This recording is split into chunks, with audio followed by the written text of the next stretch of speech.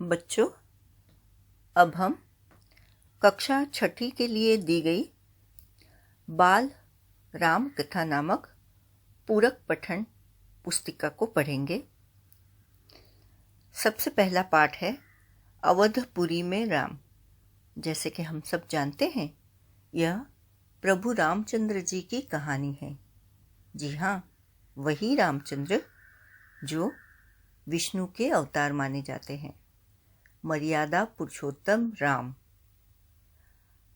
रघुकुल के वंशज, एक पत्नी व्रत, अच्छे राजा, इसलिए उन्हें मर्यादा पुरुषोत्तम, हर मर्यादा में रहकर पुरुषों में उत्तम जिन्हें कहा गया है, ऐसे राम की कथा हम आज जानेंगे। तो शुरू करते हैं। अवधपुरी में राम। यह कथा अवध की है। अवध यानी अयोध्या, और बहुत पुरानी है। अवध में सरयू नदी के किनारे एक अति सुंदर नगर था। जी हाँ, उसका नाम था अयोध्या, जो सरयू नदी के किनारे स्थित था। सही अर्थों में दर्शनीय। दर्शनीय का मतलब तुरंत दिया है उन्होंने, देखने लायक, दर्शन करने योग्य। भव्यता जैसे उसका दूसरा नाम हो। विशाल भवन थे उसके।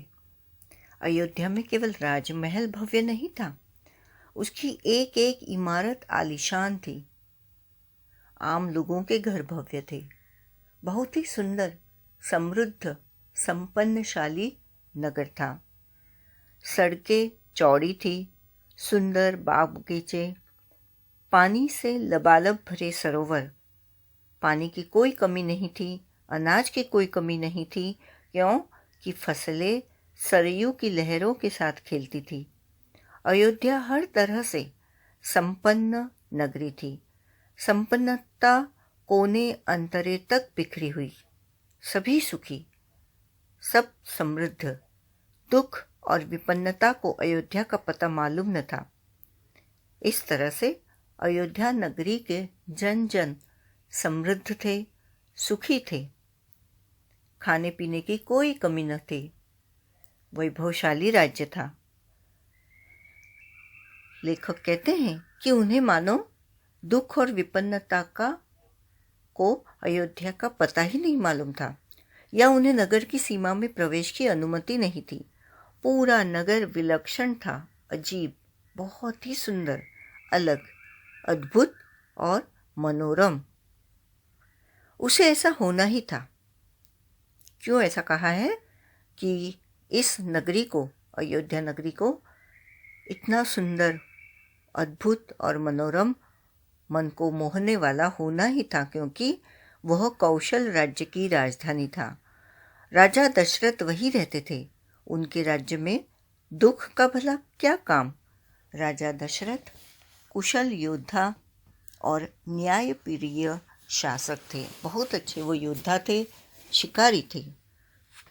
लड़ाई करने में महारत हासिल कर दी थी उन्होंने, और न्यायप्रिय शासक थे, शासन करते थे और किसी पर अन्याय नहीं होने देते थे। महाराज अज के पुत्र, महाराज रघु के वंशज, रघुकुल के उत्तराधिकारी। इस तरह से जहाँ देखो वहाँ संपन्नता थी, और राजा के कारण देश, पूरा राज्य, लोग सुखी थे। रघुकुल की रीति नीति का प्रभाव हर जगह दिखाई देता था। सुख समृद्धि लेकर बात व्यवहार तक लोग मर्यादाओं का पालन करते थे, सदाचारी थे।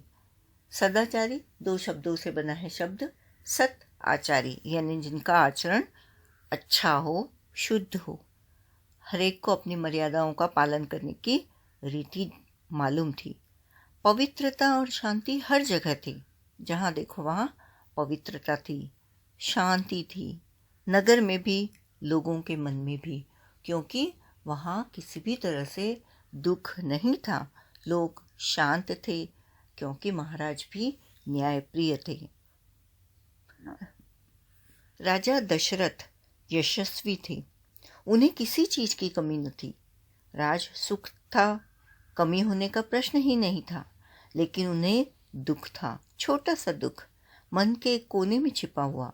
वह रह रह कर उभर आता था, उन्हें सालता रहता था। एक बात उन्हें हमेशा चुभती रहती थी। ऐसी कौन सी बात थी जो उन्हें पीड़ा देती रहती? मन के एक कोने में हमेशा ये बात उन्हें तकलीफ पहुंचाती रहती। उनके कोई संतान नहीं थी। आयु लगातार बढ़ती जा रही थी। उनकी 3 रानियां थी, कौशल्या, सुमित्रा और कैकेयी। जैसे कि हम जानते हैं, पहले के ज़माने में एक से अधिक विवाह हो सकते थे और राजा को कई विवाह करने की अनुमति थी। उसका मुख्य कारण था वंश को बढ़ाना, वंश की वृद्धि और साम्राज्य को बढ़ाना। अपने राज्य की सीमा को तभी बढ़ाया जा सकता है जब एक से ज़्यादा रानियां हों। और इस तरह से दशरथ राजा की भी 3 रानियां थी, कौशल्या, सुमित्रा और कैकेयी। पर 3 रानियों के होते हुए भी उनकी कोई संतान नहीं थी। और दूसरा दुख था कि आयु बढ़ती जा रही थी, वृद्धावस्था नज़दीक आती जा रही थी। संतान की कमी, जीवन सूना सूना लगता था। राजा दशरथ से रानियों की बातचीत प्रायः इसी विषय पर आकर रुक जाती थी। राजा दशरथ की चिंता बढ़ती जा रही थी। इस तरह से 3 रानियों के होते हुए भी उनकी कोई संतान नहीं थी। इसीलिए राजा बहुत चिंतित थे। राजा को राज्य के लिए कोई वारिस चाहिए था ताकि उनका राज्य आगे बढ़ सके। बहुत सोच विचार कर महाराज दशरथ ने इस संबंध में वशिष्ठ मुनि से चर्चा की। उन्होंने सोचा कुछ तो करना होगा और ऋषि मुनि जो ज्ञानी है वो ज़रूर इस बात का उपाय जानते होंगे। ऐसा सोचकर उन्होंने वशिष्ठ मुनि से बातचीत करने की सोची और चर्चा की। उन्हें पूरी बात विस्तार से बताई कि क्या कारण है, वो क्यों दुखी है, कौन सी बात उन्हें खलती जा रही है।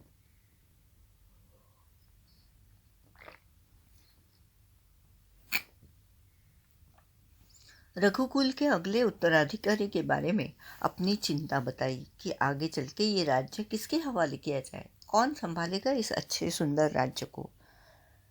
मुनि वशिष्ठ राजा दशरथ की चिंता समझते थे। उन्होंने दशरथ को यज्ञ करने की सलाह दी। पुत्रेष्टि यज्ञ। महाराज महर्षि ने कहा, आप पुत्रेष्टि यज्ञ करें महाराज, आपकी इच्छा अवश्य पूरी होगी।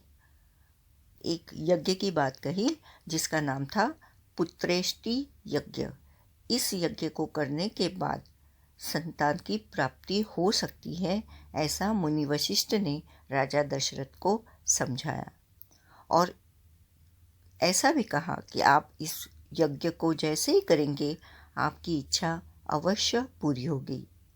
यज्ञ महान तपस्वी ऋष्यशृंग की देखरेख में हुआ। एक तपस्वी थे जिनका नाम था ऋष्यशृंग। उनकी देखरेख में यह महान यज्ञ पूरा हुआ। पूरा नगर उसकी तैयारी में लगा हुआ था। यज्ञशाला सरयू नदी के किनारे बनाई गई।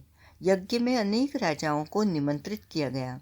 तमाम ऋषि मुनि पधारे। शंख ध्वनि और मंत्रोच्चार के बीच एक एक कर सबने आहुति डाली।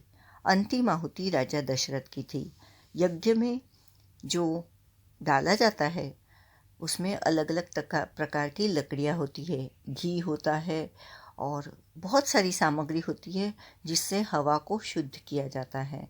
मंत्र उच्चारण होता है। इस यज्ञ के लिए सरयू नदी के किनारे यज्ञशाला बनाई गई जहाँ पे बहुत बड़ा यज्ञ किया जा सके। यज्ञ में अनेक राजाओं को भी निमंत्रित किया गया जिनके आशीर्वाद से यह यज्ञ संपन्न होगा। तमाम ऋषि मुनि भी पधारे थे। शंखों की ध्वनि और मंत्र का उच्चारण। इसके बीच सबने एक एक करके राजा ने और सभी ने आहुति डाली। अंतिम आहुति राजा दशरथ ने दी। यज्ञ पूरा हुआ। अग्नि के देवता ने महाराज दशरथ को आशीर्वाद दिया। कुछ समय बाद दशरथ की इच्छा पूरी हुई। तीनों रानियां पुत्रवती हुई। तीनों रानियों को इसका फल मिला और तीनों रानियों को गर्भधारण हुई। महारानी कौशल्या ने राम को जन्म दिया। चैत्र माह की नवमी के दिन रानी सुमित्रा के 2 पुत्र हुए, लक्ष्मण और शत्रुघ्न। रानी कैकेयी के पुत्र का नाम भरत रखा गया। इस तरह राम, लक्ष्मण, भरत और शत्रुघ्न इस तरह के 4 संतानों की प्राप्ति राजा दशरथ को हुई। राजमहल में खुशी छा गई। नगर में बधाइयाँ बजने लगी, मंगल गीत गाए गए। इस तरह से राजा की जो मनोकामना थी वो पूरी होते ही सारा नगर खुशी से झूम उठा। हर ओर खुशी, क्योंकि इसी बात का ध्यान सबको था। इसी मंगलमय घड़ी की कामना सभी जनता के, राजा के, रानियों के और सभी लोगों के मन में थी। उत्सव जैसा दृश्य, मानो त्योहार हो। राजा दशरथ प्रसन्न थे। उनकी मनोकामना पूरी हुई। यज्ञ के बाद, पुत्रेष्टि यज्ञ के बाद, मुनि वशिष्ठ के कहे के अनुसार उन्हें 4 बच्चों की प्राप्ति हुई थी। प्रजा प्रसन्न थी कि दशरथ की चिंता दूर हुई। नगर में बड़ा समारोह आयोजित किया गया। धूमधाम से आयोजन में दूर दूर से लोग आए।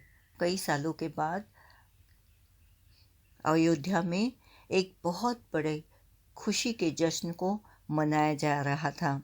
राजा दशरथ को 4 संतानों की प्राप्ति होने के कारण राजा, जनता, रानियां और सभी लोग, अलग अलग देश के लोग भी इस बात को लेकर खुश थे कि राजा दशरथ को अपने यज्ञ का फल मिला। राजा दशरथ ने सबको पूरा सम्मान दिया। जिन जिन को उन्होंने आमंत्रित किया था इस समारोह में, सबको कुछ न कुछ देकर अच्छी तरह से सम्मानित किया। उन्हें कपड़े, अनाज और धन देकर विदा किया। 4 राजकुमार धीरे धीरे बड़े हुए। वे बहुत सुंदर थे, सुदर्शन।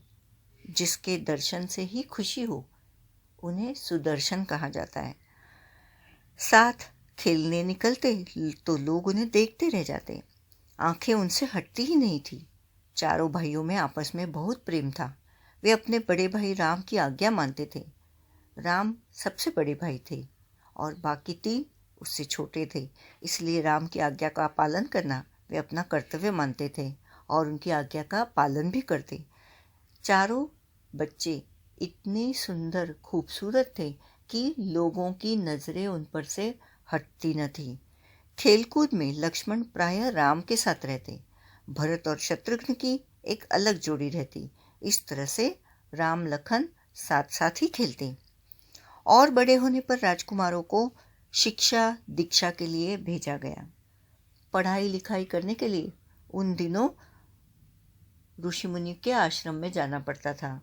वहाँ धनुर्विद्या, घुड़सवारी, रीति नीति, राजकाज को किस तरह से संभालना है, खेती और कई चीज़ें, छोटी मोटी बड़ी कितनी सारी चीज़ें सिखाई जाती थी।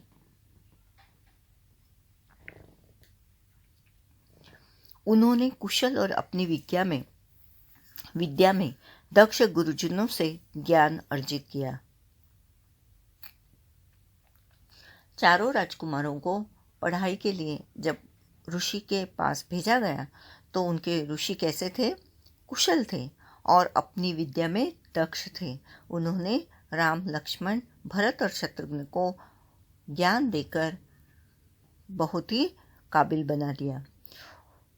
शास्त्रों का अध्ययन किया, शस्त्र विद्या सीखी। क्या क्या सीखा?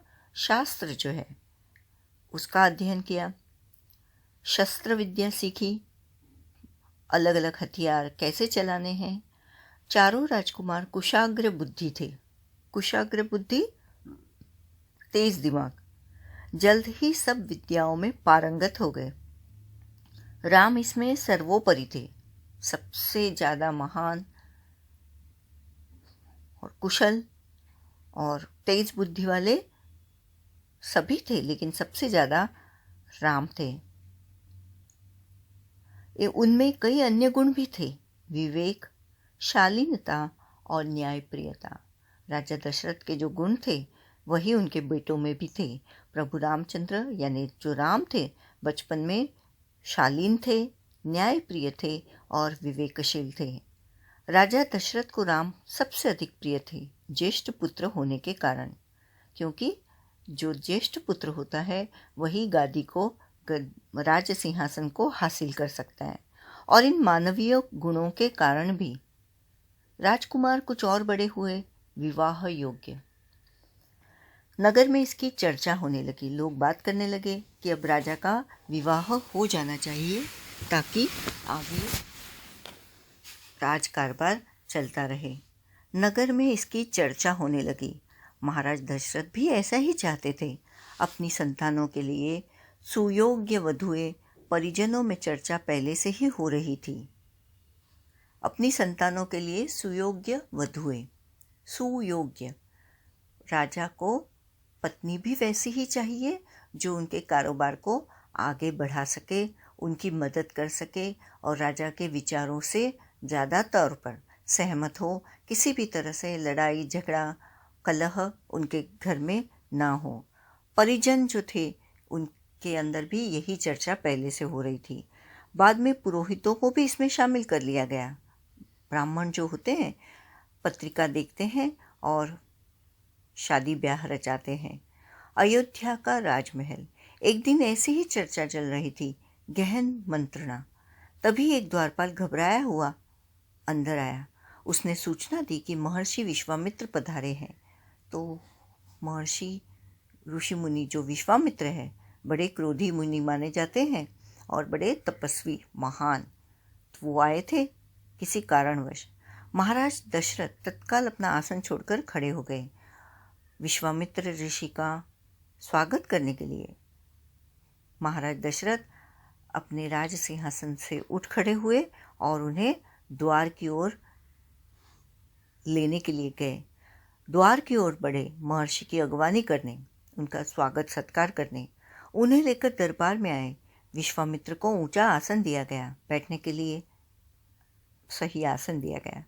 विश्वामित्र कभी स्वयं राजा थे, बहुत बड़े और बलशाली। बाद में अपना राजपाट छोड़ दिया, संन्यास ग्रहण कर लिया, जंगल चले गए। वही उन्होंने अपना आश्रम बनाया। उसे उन्होंने सिद्धाश्रम नाम दिया। विश्वामित्र जी के बारे में क्या बताया है कि वो स्वयं भी राजा थे, बड़े राजा थे और शक्तिशाली बलशाली राजा थे। बाद में उन्होंने अपना राजपाट छोड़ दिया और संन्यास ग्रहण कर लिया। सन्यासी होने के कारण वो जंगल में रहने लगे। वहीं पे उन्होंने अपना आश्रम बनाया। महर्षि के स्वागत सत्कार के बाद दशरथ ने कहा, महर्षि आप आज्ञा दें, मैं आपकी क्या सेवा कर सकता हूँ। आप अपने मन की बात कहिए, आपकी आज्ञा का पूरी तरह पालन होगा। दशरथ राजा ने कहा कि आप किसी इरादे से यहाँ आए होंगे, तो आपको क्या चाहिए? आपकी मन की जो इच्छा है मैं ज़रूर पूरी करूँगा और आपकी इच्छा, आपकी आज्ञा का पूरी तरह पालन होगा। राजन, मैं जो मांगने जा रहा हूँ उसे देना आपके लिए कठिन होगा। विश्वामित्र ने कहा कि मेरे मन की बात अगर तुम जान गए तो हो सकता है तुम हिचकिचाओ, देने में आनाकानी करो। तो दशरथ राजा ने क्या कहा, आप आज्ञा दीजिए महर्षि, मैं उसे पूरा करने के लिए तत्पर हूँ, बिल्कुल नहीं हिचकूंगा। दशरथ राजा ने कहा कि आप महर्षि हैं और आपकी आज्ञा का पालन करना हम अपना कर्तव्य मानते हैं। तो आप बताइए, मैं आपकी इच्छा का पालन करने में ज़रा भी हिचकिचाऊंगा नहीं। विश्वामित्र जी ने कहा, मैं सिद्धि के लिए एक यज्ञ कर रहा हूँ। अनुष्ठान लगभग पूरा हो गया है, लेकिन 2 राक्षस उसमें बाधा डाल रहे हैं। मैं जानता हूँ कि उन राक्षसों को केवल एक ही व्यक्ति मार सकता है, वह राम है। आप अपने ज्येष्ठ पुत्र को मुझे दे दे ताकि यज्ञ पूरा हो। विश्वामित्र ने कहा। विश्वामित्र जी एक यज्ञ करने जा रहे थे और उसका अनुष्ठान जो था, उसकी तैयारियां लगभग पूरी हो गई थी, लेकिन थोड़ा सा जो यज्ञ का काम बाकी था उसमें 2 राक्षस बाधा डाल रहे थे और विश्वामित्र जी चाहते थे कि राम आकर उन राक्षसों को मार दे ताकि उनका ये अनुष्ठान, ये सिद्धि के लिए जो यज्ञ था वो पूरा हो जाए। दशरथ पर जैसे बिजली गिर पड़ी। दशरथ राजा ने ऐसा नहीं सोचा था कि विश्वामित्र जी उनके लाडले बेटे को राक्षसों का वध करने के लिए मांग लेंगे। अपने छोटे से बेटे को इस तरह के बड़े काम के लिए ले जाना उन्हें उचित नहीं लगा। वे मन ही मन डर रहे थे। वह अचकचा गए। उन्हें उम्मीद ही नहीं थी कि मुनिवर उनसे राम को मांग लेंगे। उनके ज्येष्ठ पुत्र, उनके सबसे प्रिय दशरथ चिंता में पड़ गए। प्रभु रामचंद्र जी, दशरथ के सबसे बड़े पुत्र, उन्हें बहुत प्रिय थे। दशरथ राजा को ऐसा नहीं लगता था कि विश्वामित्र जी प्रभु रामचंद्र को ही मांग लेंगे और राक्षसों का वध करने के लिए राम को भेजना उन्हें ठीक नहीं लगा। वह उनके बहुत प्रिय थे, लाडले थे। विश्वामित्र दशरथ की दुविधा समझ रहे थे। दुविधा, चिंता या जो भी उनके मन में चल रही थी बातें, उसको विश्वामित्र जी समझ रहे थे। उन्होंने कहा, मैं राम को केवल कुछ दिनों के लिए मांग रहा हूँ। यज्ञ 10 दिन में संपन्न हो जाएगा। महाराज दशरथ दुखी हो गए। सिर्फ 10 दिनों की बात है। 10 दिनों के बाद राम वापस राजमहल में लौट आएंगे। पुत्र वियोग की आशंका से कांप उठे कि अब मेरा पुत्र राम मुझसे दूर जाएगा, वियोग होगा उससे। ये सोचकर मन ही मन बहुत ही डर गए। दरबार में सन्नाटा छा गया। दशरथ की दशा देखकर मंत्री चिंतित थे। राजा दशरथ का जो हाल था, अपने पुत्र के वियोग की बात सुनकर ही, अब तो पुत्र उनके साथ ही थे, राम जी वहीं महल में थे, अब तक गए नहीं थे विश्वामित्र जी के साथ, लेकिन इस सोच को लेकर ही वह इतने चिंतित थे, इतने डर गए थे, इतने दुखी थे कि क्या बताएं। और उनकी इस दशा को देखकर मंत्री जी भी चिंतित थे। दशरथ की दशा देखकर मंत्री चिंतित थे पर चुप थे।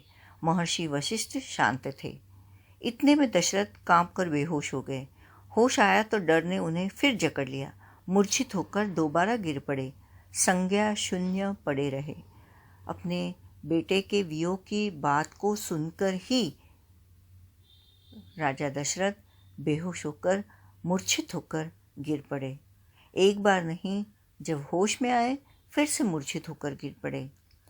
महर्षि विश्वामित्र का क्रोध बढ़ता जा रहा था। जैसे कि आप जानते हो, महर्षि विश्वामित्र बहुत क्रोधी ऋषि माने जाते हैं। दरबार सशंकित था। शंका थी उन्हें कि कहीं गुस्से में विश्वामित्र जी कोई श्राप ही न दे जाए, किसी अनिष्ट की आशंका से गलत काम न हो जाए। ऐसा सोचकर दरबारी भी बहुत चिंतित थे कि इसका उपाय क्या होगा। वे कुछ समझ नहीं पा रहे थे। महर्षि और महाराज के बीच संवाद में कुछ बोलना उचित भी नहीं था। महर्षि विश्वामित्र दशरथ राजा से वचन ले चुके थे कि जो उन्हें चाहिए वो देकर रहेंगे। और जब उन्होंने सुना कि विश्वामित्र जी अपने यज्ञ को पार करने के लिए, यज्ञ की सिद्धि को प्राप्त करने के लिए 2 राक्षसों को मार देना चाहते हैं और उन्हें मारने के लिए, राक्षसों को मारने के लिए राम को अपने साथ ले जाना चाहते हैं, यह सुनकर दशरथ राजा बेहोश हो गए। मुनि वशिष्ठ चुपचाप आकर महाराज दशरथ के पास खड़े हो गए। थोड़ी देर बाद दशरथ उठे। स्वयं को संभालते हुए उन्होंने महर्षि से विनती की, महामुनि, मेरा राम अभी 16 वर्ष का भी नहीं हुआ है। वह राक्षसों से कैसे लड़ेगा? राक्षस मायावी है। राक्षस अलग अलग जगह पर अलग अलग इसमें अपना रूप बदलते रहते हैं। राक्षस ज़्यादा शक्तिशाली होते हैं, मायावी होते हैं। वह उनका छल कपट कैसे समझेगा? क्योंकि राम सिर्फ और सिर्फ 16 वर्ष का है। उन्हें कैसे मारेगा? इससे अच्छा तो यही होगा कि आप मेरी सेना ले जाए, मैं स्वयं आपके साथ चलूं, राक्षसों से युद्ध करूं। महाराज दशरथ भी बहुत शक्तिशाली राजा थे। विश्वामित्र वैसे भी पहले राजा ही थे, वो युद्ध कर सकते थे, लेकिन उन्होंने राजपाट से संन्यास ले लिया था, इसीलिए अब वो युद्ध नहीं कर सकते थे। उन्हें अपने यज्ञ की सिद्धि को पूरा करने के लिए, सिद्धि पाने के लिए यज्ञ करना था, और यज्ञ के लिए राम को अपने साथ ले जाना राम जी को अपने साथ ले जाना था। महर्षि विश्वामित्र ने कोई प्रतिक्रिया व्यक्त नहीं की। क्रोधित थे, पर उसे व्यक्त नहीं कर रहे थे। गुस्सा आ रहा था उन्हें, विश्वामित्र जी को बहुत गुस्सा आ रहा था, लेकिन उन्होंने उसे जाहिर नहीं होने दिया। उन्हें अपने यज्ञ के नियम याद थे। क्रोध करने से यज्ञ खंडित हो जाता, इसीलिए उन्होंने अपने क्रोध को दशरथ राजा पर जाहिर नहीं होने दिया।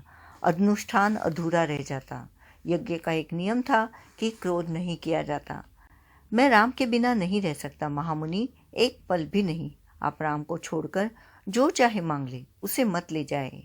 मैं राम को नहीं दूंगा, बिल्कुल नहीं। वह मेरी बुढ़ापे की संतान है, मैं उसे बहुत प्रेम करता हूँ। जब दशरथ राजा होश में आए दूसरी बार, तब उन्होंने कहा कि मैं अपने पुत्र को एक पल के लिए मेरे आंखों से ओझल नहीं होने देना चाहता। वो मेरे बुढ़ापे की संतान है, सबसे प्रिय, प्राणों से भी प्रिय। तो उसे छोड़कर आप जो चाहे मांग लो, मैं उसे आपको ज़रूर दूंगा। आप चाहे तो मेरी सारी सेना ले जाइए। आप अगर चाहते हो तो मैं यज्ञ के लिए, राक्षसों को मारने के लिए, युद्ध करने के लिए हाजिर हो जाता हूँ, लेकिन मेरी राम को मैं नहीं दे सकता, क्योंकि राम के बिना एक पल भी मैं जीवित नहीं रह सकूँगा। महर्षि का क्रोध भभक उठा। दरबार, मंत्रीगण और ऋषि मुनि सकते में आ गए, डर गए, बहुत ही डर गए कि अब क्या होगा।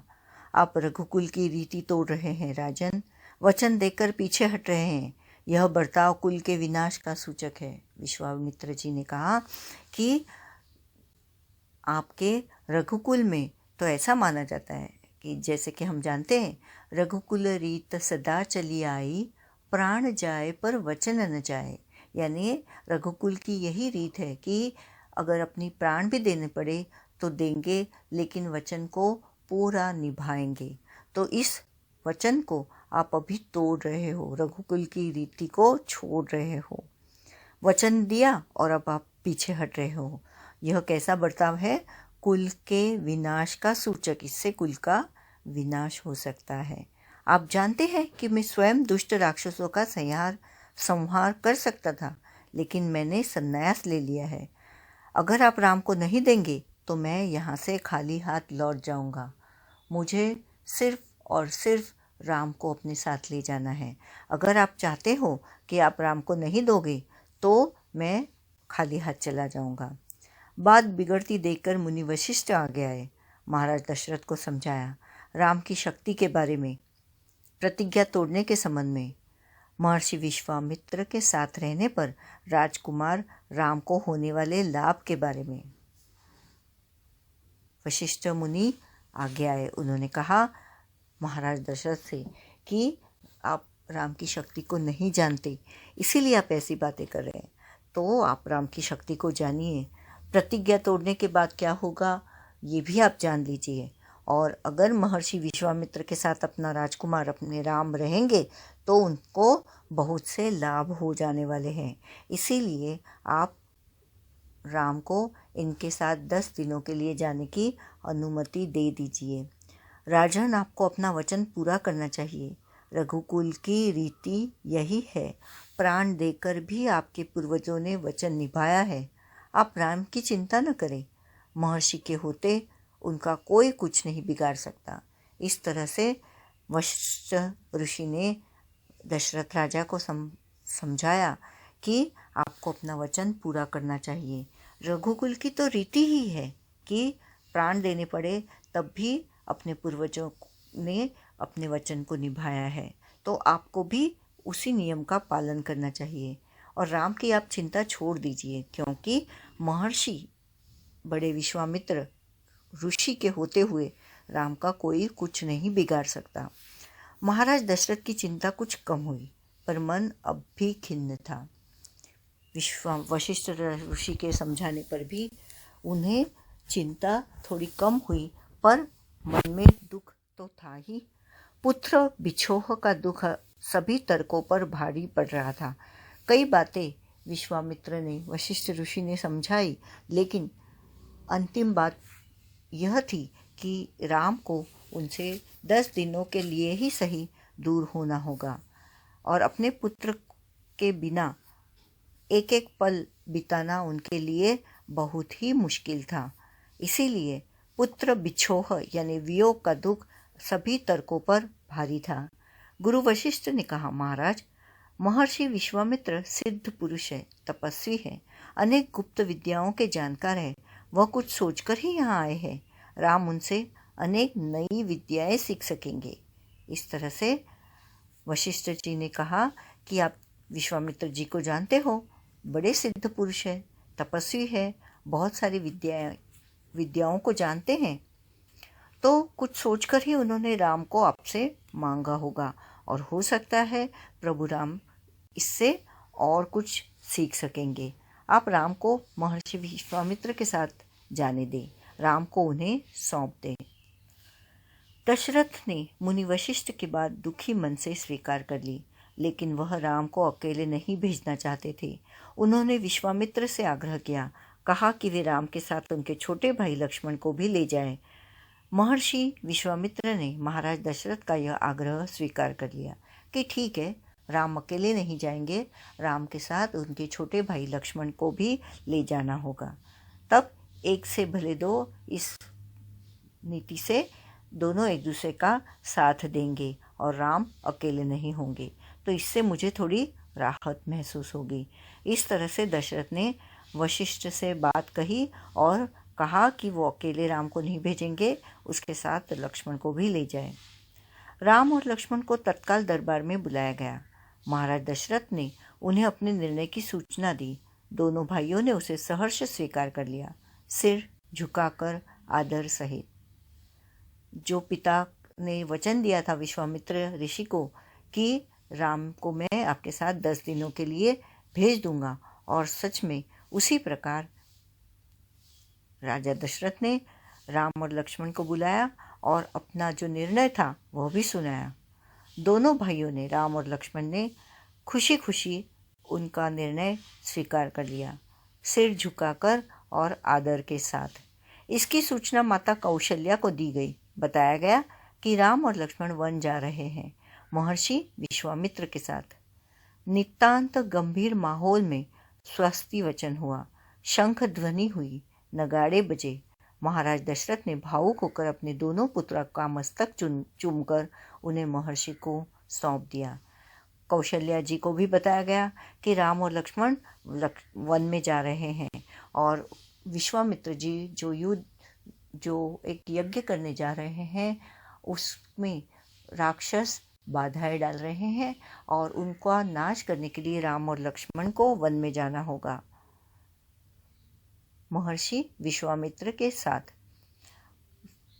राजमहल में गंभीर वातावरण छा गया, स्वस्ति वचन हुआ, शंख ध्वनि हुई, नगाड़े बजे और महाराज दशरथ ने भावुक होकर अपने दोनों पुत्रों को विश्वामित्र जी के हवाले कर दिया।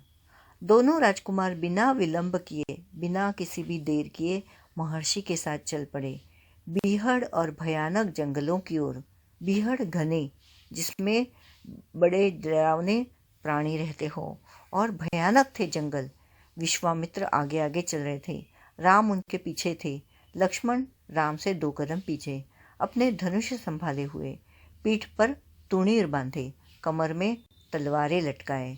तुणीर यानी जिसमें धनुष्य नहीं, बाण रखे जाते हैं, उसे तुणीर कहा जाता है। और कमर में तलवारें लटकाए लक्ष्मण भी थे राम के साथ, और विश्वामित्र जी भयानक जंगलों में आगे चल रहे थे। राम उनके पीछे और लक्ष्मण उससे भी 2 कदम पीछे, अपने धनुष बाण तलवारों को लेकर। धन्यवाद। बच्चों, अवधपुरी में राम इस पहले पाठ के ऊपर आधारित 3 सवाल है जिसके जवाब अब हम देने जा रहे हैं। प्रश्न अभ्यास। पहला सवाल है, पुस्तक के पहले अध्याय के पहले अनुच्छेद में लेखक ने सजीव ढंग से अवध की तस्वीर प्रस्तुत की है।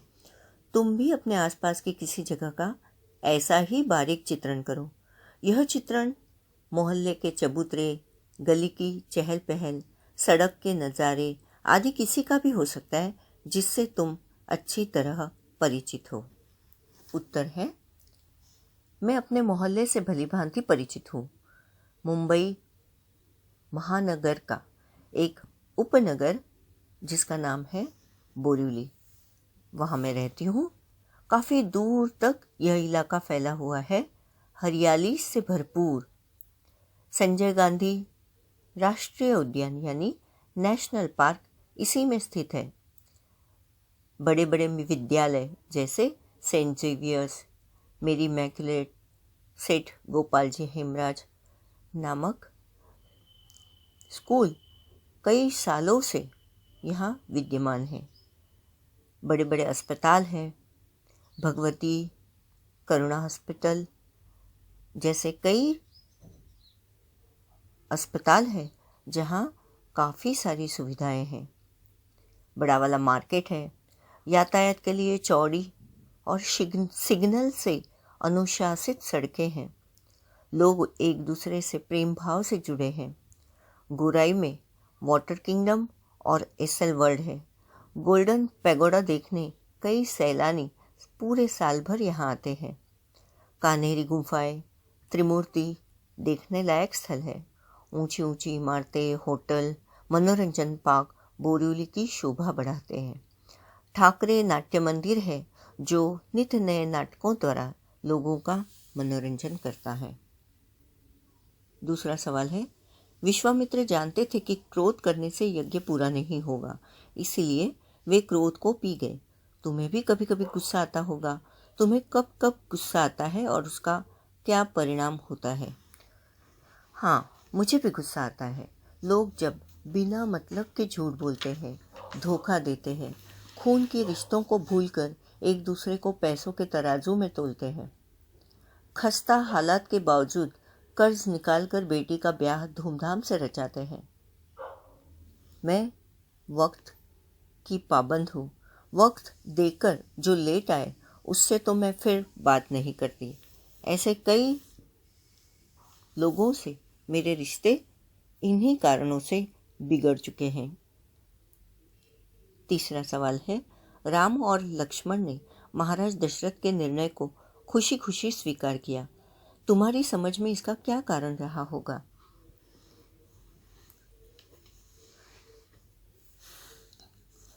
जवाब है, राम और लक्ष्मण आज्ञाकारी पुत्र थे।